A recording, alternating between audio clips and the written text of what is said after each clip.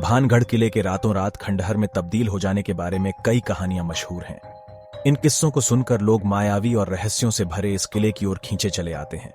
सूर्यास्त से पहले इस खंडहर में लोग घूमते टहलते मिल जाएंगे, लेकिन सूर्यास्त के बाद यहां आने वालों का हाथ पकड़कर किले के बाहर कर दिया जाता है।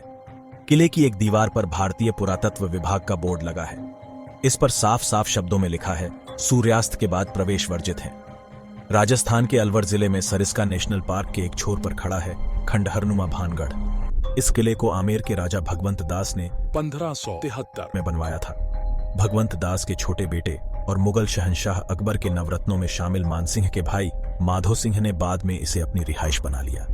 भानगढ़ का किला चारों ओर से घिरा है, जिसके अंदर घुसते ही दाहिनी ओर कुछ हवेलियों के अवशेष दिखाई देते हैं। सामने बाजार है।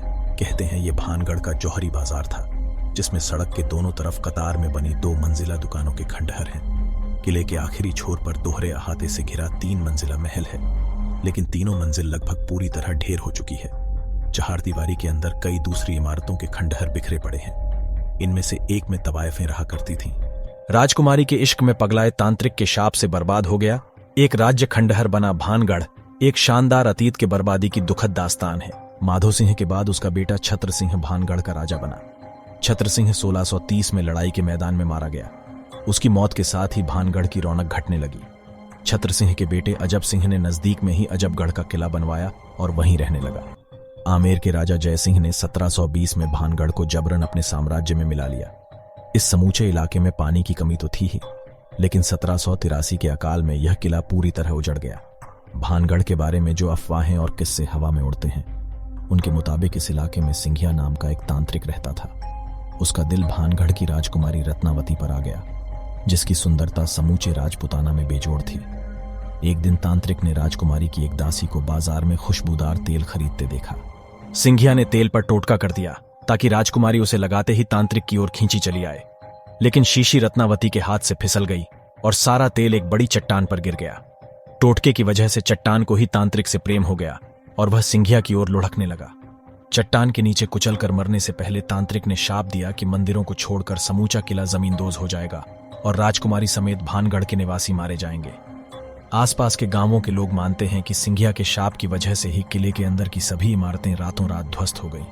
यहां रहने वालों को यकीन है कि रत्नावती और भानगढ़ के बाकी निवासियों की रूहें अब भी किले में भटकती हैं। इसके अलावा रात के वक्त इन खंडहरों में जाने वाला कभी वापस नहीं आता। भारतीय पुरातत्व सर्वेक्षण विभाग ने सूरज ढलने के बाद और उसके उगने से पहले किले के अंदर घुसने पर पाबंदी लगा रखी है। दिन में भी इसके अंदर खामोशी पसरी रहती है। कई सैलानियों का कहना है कि खंडहरों के बीच से गुजरते हुए उन्हें अजीब सी बेचैनी महसूस हुई।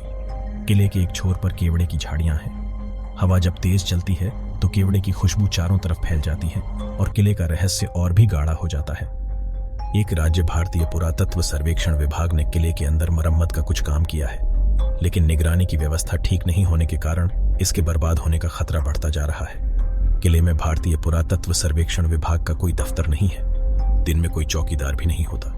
पूरा किला बाबाओं और तांत्रिकों के हवाले रहता है। किले में बेपरवाह तांत्रिक बेरोक टोक अपने अनुष्ठान करते हैं। आग की वजह से काली पड़ी दीवारें और भारतीय पुरातत्व सर्वेक्षण के टूटे फूटे बोर्ड किले में उनकी अवैध कारगुजारियों के सबूत हैं। दिलचस्प बात यह है कि भानगढ़ के किले के अंदर मंदिरों में पूजा नहीं की जाती।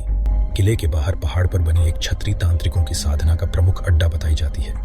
इस छतरी के बारे में कहा जाता है कि तांत्रिक सिंघिया वहीं रहा करता था।